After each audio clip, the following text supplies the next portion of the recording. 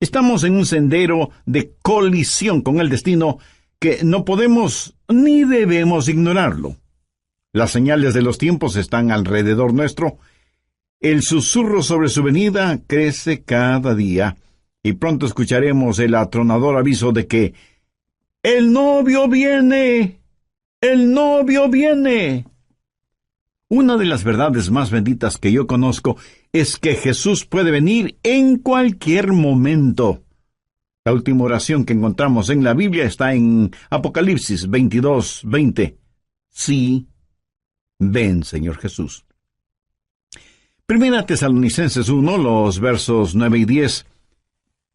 Porque ellos mismos cuentan de nosotros la manera en que nos recibisteis y cómo os convertisteis de los ídolos a Dios para servir al Dios vivo y verdadero y esperar de los cielos a su Hijo. Una de las más hermosas y significativas frases en la Biblia es lo que dice el verso 10, y esperar de los cielos a su Hijo, al cual resucitó de los muertos, a Jesús, quien nos libra de la ira venidera. Déjeme decir algo acerca de la última parte de este versículo. ¿Qué es lo que vemos aquí? La terrible realidad de la ira que vendrá.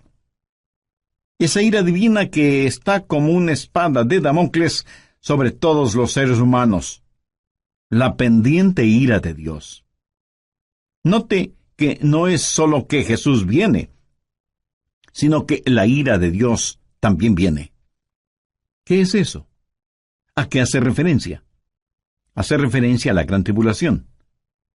Si usted piensa que hoy en día estamos teniendo increíbles problemas y dificultades, la ira de Dios, la gran tribulación, hará que estos días que estamos viviendo en la actualidad parezcan como paseo de verano en la playa. La ira de Dios, la gran tribulación, será un tiempo infernal en la tierra, será un tiempo de indescriptible sufrimiento. El profeta Daniel advirtió sobre este tiempo. Anote al margen Daniel 12:1. Y será tiempo de angustia, cual nunca fue desde que hubo gente hasta entonces. Será un tiempo de sufrimiento sin paralelo en la historia. Y el Señor Jesús también advirtió sobre esto. Busque Mateo 24, desde el verso 21. Porque habrá entonces gran tribulación, cual no ha habido desde el principio del mundo hasta ahora, ni la habrá. No estamos hablando de una tribulación normal, no estamos hablando de los tiempos oscuros y terribles que los creyentes han conocido y vivido a través de los siglos. Estamos hablando de un tiempo sin precedentes. Daniel habla de tiempos problemáticos. Jesús habló de la gran tribulación y Pablo lo identifica como la ira que vendrá. En el capítulo 6 de Apocalipsis se describe la ira que vendrá. Veamos desde el verso 15. Y los reyes de la tierra y los grandes, los ricos, los capitanes, los todopoderosos y todo siervo y libre, se escondieron en las cuevas y entre las peñas de los montes, y decían a los montes y a las peñas, «Caed sobre nosotros y escondednos del rostro de aquel que está sentado sobre el trono y de la ira del Cordero». Generalmente hablamos de la gentileza del amor del Cordero, o sea, de Jesús. Pero escúcheme con atención. El amor de Dios es la mitad de la verdad, pero no toda la verdad. Y cuando usted toma solo la mitad de una verdad y la presenta como si fuera toda la verdad, entonces la mitad que no presenta resulta que viene siendo una mentira. Pero, mi amigo, de acuerdo a la Biblia, la otra mitad del amor de Dios es la ira de Dios, la justicia de Dios. El gran día de la ira de Dios se acerca. ¿Y quién será capaz de enfrentarlo? Daniel, Jesús, Pablo y Juan hablan sobre ese evento. Ese día sin paralelo ni precedente en la historia humana va a llegar, y Pablo lo identifica como la ira que vendrá. Con todo lo que sucede a nuestro alrededor en nuestros días, bien se podría decir que las llamas del juicio de Dios están ya apareciendo en el horizonte. Apocalipsis 6, desde el verso 1. Vi cuando el Cordero abrió uno de los sellos, y oí a uno de los 4 seres vivientes decir, como con voz de trueno, «Ven y mira». Cuando usted escucha truenos, ¿qué es lo que espera? Pues una tempestad, ¿verdad? A Juan se le dijo que mirara. ¿Y qué es lo que él vio? Veamos en el verso 2. Y miré, y he aquí un caballo blanco.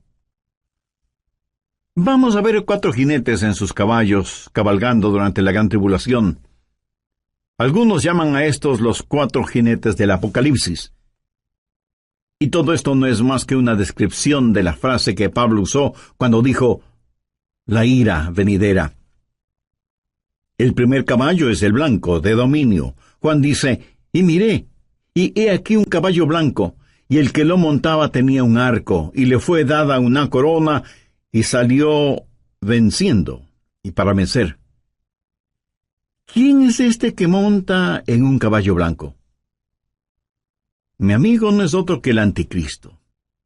Es la simbología bíblica. Un caballo blanco significa dominio, conquista, triunfo, y durante ese tiempo, el Mesías del diablo, el anticristo, regirá en el mundo. Tiene un arco en su mano, lo cual es símbolo de poder. Tiene una corona en su cabeza, lo cual también significa dominio. Y si usted me pregunta, ¿el mundo en realidad será gobernado por el anticristo? Absolutamente cierto. Jesucristo fue muy claro al respecto. Busque Juan 5:43. Yo he venido en nombre de mi Padre, y no me recibís. Si otro viniere en su propio nombre, a ese recibiréis. Jesús dijo que no le recibimos a él, que es el verdadero Cristo, pero sí recibiremos al anticristo, que vendrá montado en un caballo blanco. De paso, quiero compartir con usted lo que leí en un periódico y que tiene que ver con un nuevo símbolo propuesto para las Naciones Unidas. ¿Sabe cuál es ese nuevo símbolo? Un caballo blanco. El artículo dice que el caballo blanco es símbolo de paz, y cito textualmente parte de lo que dice el periódico. La paloma, como símbolo de paz y fraternidad entre las naciones, enfrenta a un competidor, un caballo blanco. El diseño del caballo blanco fue donado con el propósito de unir pacíficamente los 5 continentes, simbolizado a través de la fortaleza del caballo que asegura libertad y unidad. En la cabeza del caballo habrá 5 cintas de diferentes colores que representan los 5 continentes: Europa, Asia, África, América y Australia. Así que se está impulsando un nuevo símbolo de paz, un caballo blanco, para que unifique al mundo. Y Daniel, haciendo referencia al anticristo, dice que por medio de la paz destruirá a muchos. Segundo, el caballo rojo de la destrucción. Apocalipsis 6:4. Y salió otro caballo, bermejo, y al que lo montaba le fue dado poder de quitar de la tierra la paz, y que se matasen unos a otros, y se le dio una gran espada. El caballo rojo de la destrucción, rojo como el color de la sangre. Y cuando este inspirado anticristo cabalga para conquistar, en su diabólico cerebro no habrá más que esa idea, conquistar, y habrá guerra y terror y destrucción, y la sangre roja lo manchará absolutamente todo. ¿Alguna vez usted ha pensado en nuestro mundo presente, armado hasta los dientes, con toda clase de armas de destrucción? El Medio Oriente es un verdadero polvorín. Y en realidad nadie sabe qué naciones tienen armas biológicas o capacidad nuclear o termonuclear. Un gran general norteamericano dijo, «Sabemos mucho más acerca de la guerra que de la paz. Sabemos más acerca de quitar la vida que acerca de vivir en este siglo que se pregona es el siglo del progreso. El conocimiento científico ha sobrepasado los límites de control. Tenemos muchos hombres de ciencia, pero en verdad muy pocos hombres de Dios. El mundo ha alcanzado notoriedad sin sabiduría, poder sin conciencia. Somos un mundo de gigantes nucleares, pero criaturas sin ética. Todo lo que sucede en el mundo está llegando a su clímax. Y la Biblia lo identifica como el gran día de la ira de Dios. Con la llegada del caballo rojo de la destrucción, el espíritu del odio que está en el anticristo inflamará los corazones y las mentes de los seres humanos y causará que los padres maten a sus propios hijos y que se maten entre hermanos. Será un tiempo de indescriptible sufrimiento cuando la espada estará chorreando la sangre de todos aquellos que no han querido recibir la marca de la bestia. Y los cadáveres estarán abandonados en las calles, llenando con olores putrefactos el aire, en donde se mezclarán las lágrimas y el llanto de los vivos con el pedido de auxilio de los moribundos. Y uno puede entender lo que profetizó Jesús cuando dijo: «Mas ay de las que están encintas y de las que crían en aquellos días, porque habrá entonces gran tribulación, cual no ha habido desde el principio del mundo hasta ahora, ni la habrá». Tercero, el caballo negro de la privación. Apocalipsis 6, versos 5 y 6. Cuando abrió el tercer sello, oí al tercer ser viviente que decía: «Ven y mira». Y miré, y he aquí un caballo negro, y el que lo montaba tenía una balanza en la mano, y oí una voz de en medio de los 4 seres vivientes que decía: «2 libras de trigo por 1 denario, y 6 libras de cebada por 1 denario, pero no dañes el aceite ni el vino». ¿Qué representa el caballo negro? Representa hambruna, invariablemente, porque después de una guerra sigue la hambruna. La balanza en este pasaje, usada para pesar harina, habla de la escasez de los alimentos y nos habla de precios elevadísimos y naciones que se mueren de hambre. 1 libra de trigo o cebada representa una comida, y esa comida costará todo un día de trabajo, o sea que será necesario el trabajar todo el día para poder comprar algo para comer. ¿Sabía que ya vivimos en un mundo en donde más de la mitad de la población vive en perpetuo estado de hambre? Ahora imagínese lo que será durante la gran tribulación, cuando los hombres inflamados con un espíritu de odio preferirán ir a la guerra antes que trabajar en la tierra. Por la historia aprendemos que cuando el general romano Tito Vespasiano, en el año 70, cercó a Jerusalén, impidió el abastecimiento de alimentos desde fuera de la ciudad y confiscó todos los alimentos que encontró dentro de la ciudad para su propio ejército. Fue tal la hambruna que se sintió en Jerusalén que, según los historiadores, las madres casi enajenadas por el hambre mataban a sus bebecitos para comérselos. Jesús dijo que un tiempo mucho peor que eso está por venir. Cuarto, el caballo amarillo de la destrucción. Apocalipsis 6, versos 7 y 8. Cuando abrió el 4º sello, oí la voz del 4º ser viviente que decía: «Ven y mira». Miré, y he aquí un caballo amarillo, y el que lo montaba tenía por nombre Muerte, y el Hades le seguía. Y le fue dada potestad sobre la 4ª parte de la tierra para matar con espada, con hambre, con mortandad y con las fieras de la tierra. En el original griego, la palabra amarillo describe un color verde amarillento pálido. Este caballo es el de la destrucción, y millones de seres humanos serán destruidos. Esto nos enseña que en los oscuros días de la ira venidera habrá un odio generalizado, inspirado por el anticristo, y las masacres serán las consecuencias de ese odio, y la sangre correrá como ríos, y el hambre producirá muerte, y después de la muerte, el infierno. Se dice que a veces más gente muere después de terminada una guerra que durante la guerra misma. Y usted preguntará, ¿cómo puede ser eso posible? Amigo, después de la guerra hay una explosión de pandemias, infecciones, plagas. Pero en este pasaje, note que después de la muerte viene el Hades.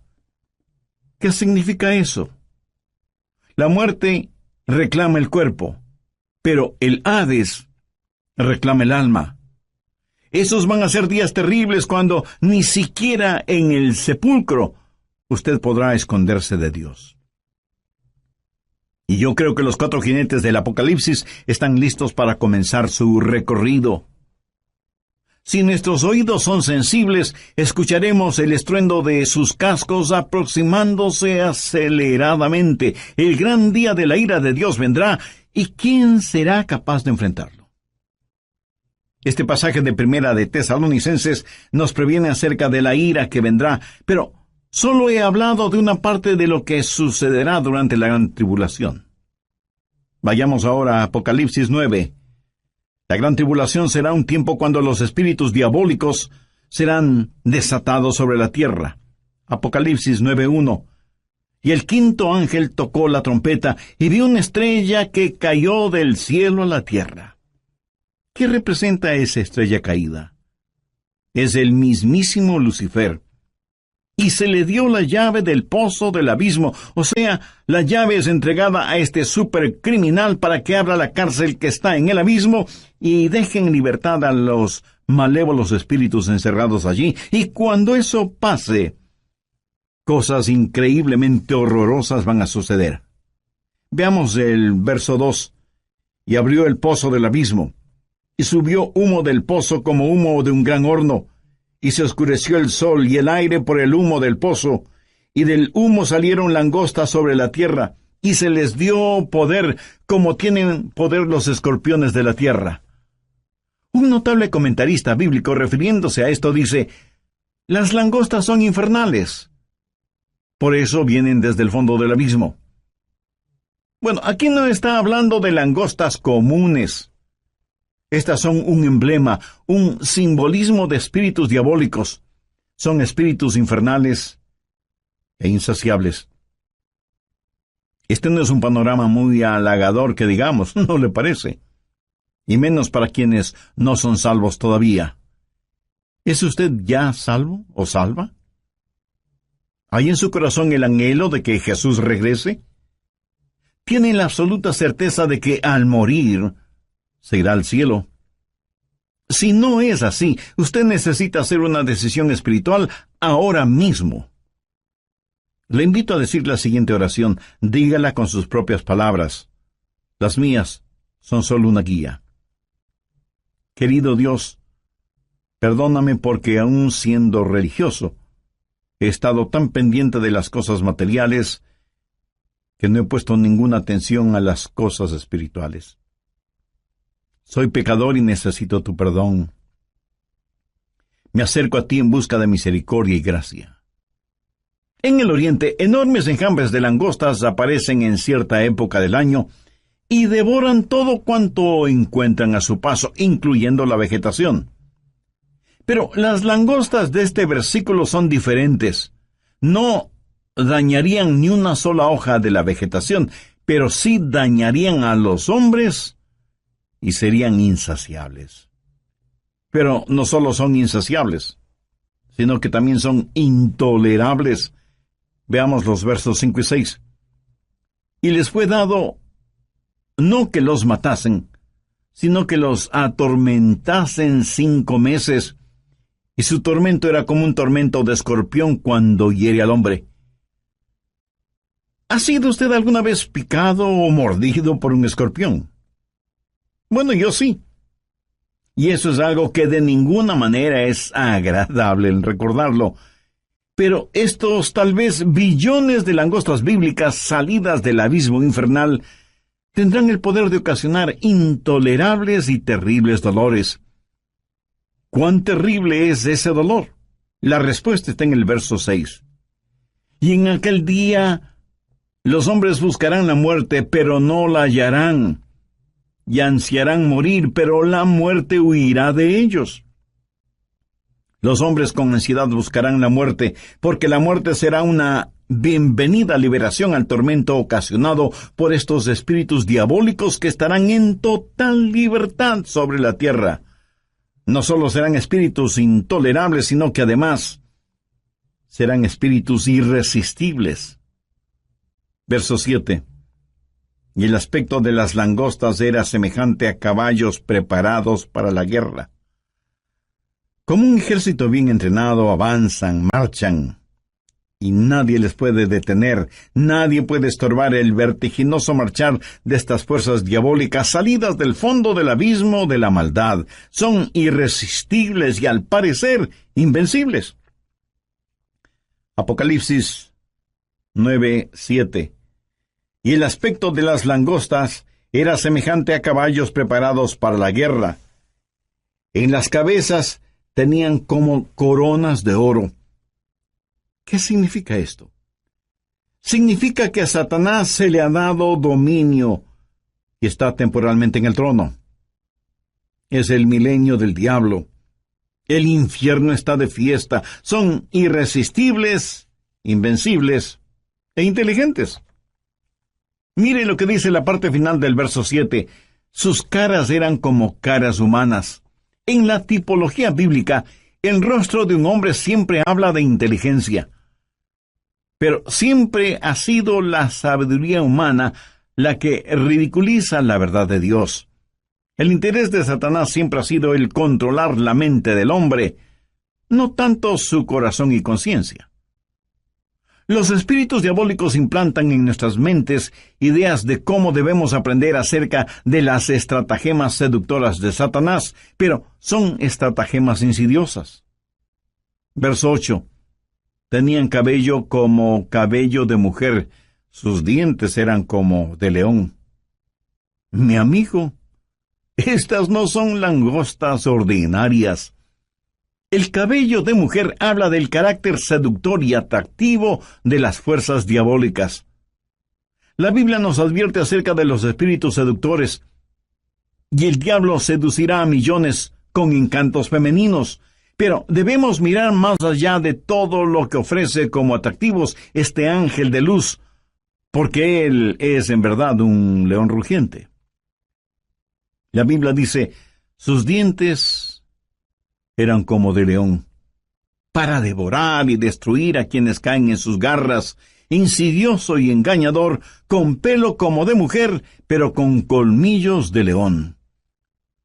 Los espíritus diabólicos son además insensibles. Veamos el verso 9. Tenían coraza como corazas de hierro. ¿Qué significa esto?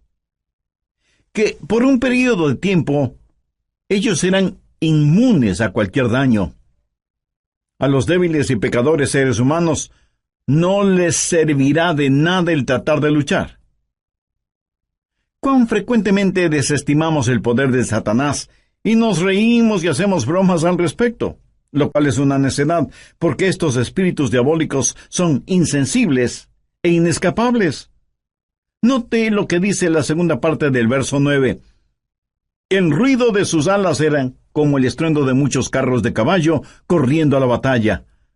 Por todas partes el aire está lleno con los ruidos de estos espíritus diabólicos, a quienes usted ni puede ganar en astucia, ni en nada.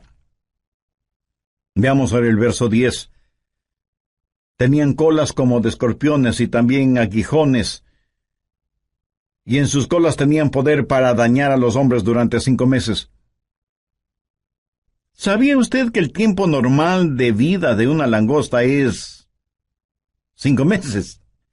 El apóstol Juan usa simbolismos para decirnos que estos espíritus malignos, que tienen colas como de escorpiones, efectuarán su trabajo de herir a los hombres. Tienen el poder para hacerlo. Y como si todo esto fuera poco, esos espíritus son además indivisibles. Verso 11. Y tienen por rey sobre ellos al ángel del abismo, cuyo nombre en hebreo es Abadón y en griego Apolión. Hay un rey sobre estos espíritus. Recuerde que no tenemos lucha contra sangre y carne, sino contra principados, contra potestades, contra los gobernadores de las tinieblas. Abadón o Apolión literalmente significa destrucción. Un poderoso príncipe infernal, tal vez Satanás mismo, es quien los guía para que torturen a los habitantes de la tierra durante la gran tribulación, o sea, durante la ira venidera. En segundo lugar, hay una anticipada espera. Veamos 1 Tesalonicenses 1:10. Y esperar de los cielos a su Hijo, al cual resucitó de los muertos, a Jesús, quien nos libra de la ira venidera. ¿Lo ve? Esperamos por su Hijo Jesús, quien nos libra de la ira venidera. Pregunta, ¿vivirá la iglesia la gran tribulación? ¿Estará la iglesia sujeta a la ira que vendrá? Bueno, personalmente no lo creo, y le diré por qué. Creo que la Biblia claramente enseña que la iglesia será arrebatada, raptada, antes de que la ira llegue. Veamos 1 Tesalonicenses 5:9. Porque no nos ha puesto Dios para ira, sino para alcanzar salvación por medio de nuestro Señor Jesucristo. El apóstol Juan le dijo a la iglesia de Filadelfia la misma cosa. Veamos Apocalipsis 3:10. Por cuanto has guardado la palabra de mi paciencia, yo también te guardaré de la hora de la prueba que ha de venir sobre el mundo entero. Y usted podría preguntarme, pastor, eso es lo que Juan le dijo a la iglesia de Filadelfia, pero no a nuestras iglesias. Vayamos rápidamente a Apocalipsis 3:13. ¿Qué dice? El que tiene oído, oiga lo que el Espíritu dice a las iglesias. Lo que se le dijo a la iglesia de Filadelfia también es para nosotros. Si guardamos las palabras de su paciencia, Él nos librará de esa hora de tribulación. Dios no derrama su ira sobre sus hijos, Él disciplina a sus hijos. Antes de que un reino declare guerra a otro reino, ¿qué es lo que hace? Llama a sus propios ciudadanos a que salgan de ese reino antes de declarar la guerra. Antes de que Dios hiciera llover fuego y azufre sobre Sodoma, el ángel le dijo a Lot, no puedo hacerlo hasta que tú salgas de aquí. Lot y su familia fueron sacados de la ciudad antes de que la ira de Dios se hiciera una realidad. Dios los salvó sacándoles de la ciudad. Antes de que Dios enviara el diluvio en tiempos de Noé, ¿qué es lo que hizo? Arrebató a Enoc antes del diluvio para que fuera como un retrato, una ilustración de que antes de que Dios derrame su ira, Dios salva a los suyos. Dios puso a Noé en el arca como una ilustración de lo que la nación judía experimentaría y saldría del fuego de la tribulación. Si la iglesia va a pasar la gran tribulación, hay ciertas cosas que deben suceder. Y no estaremos esperando el regreso de Jesús en cualquier momento. Anote Mateo 24:36. Pero del día y la hora nadie sabe, ni aun los ángeles del cielo, sino solo mi Padre. Nadie, absolutamente nadie, sino el Padre, conoce el tiempo del regreso de su Hijo a la tierra. Y en Mateo 24:38, porque como en los días antes del diluvio estaban comiendo y bebiendo, casándose y dándose en casamiento, hasta el día en que Noé entró en el arca. Entonces vendrá el Hijo del Hombre. Ahora escúcheme. Comer, beber, casarse o dándose en casamiento no es precisamente la gran tribulación. Es cierto que para algunas parejas su cónyuge es una gran tribulación. ¿Qué es lo que dice Mateo 24:42? Velad pues porque no sabéis a qué hora ha de venir vuestro Señor. Y en el verso 44 leemos, por lo tanto, también vosotros estad preparados porque el Hijo del Hombre vendrá a la hora que no pensáis. Si la iglesia va a pasar por la gran tribulación, puedo simplemente comenzar a marcar los días. La tribulación durará 7 años. La divido en 2 períodos de 3 años y medio y puedo comenzar a contar. Pero la Biblia dice que debemos esperar por Jesús, debemos esperar su regreso de los cielos. No debemos estar esperando la tribulación. Marcos 13, versos 32 y 33 dicen: Pero de aquel día y de la hora nadie sabe, ni aun los ángeles que están en el cielo, ni el Hijo, sino el Padre. Mirad, velad, llorad, porque no sabéis cuándo será el tiempo. Una y otra vez el Señor nos dice que debemos estar listos. Él nos ha librado de la ira venidera. Si la iglesia va a pasar por la gran tribulación, entonces, en vez de estar mirando hacia arriba, debemos estar mirando alrededor, esperando no a Cristo, sino al anticristo.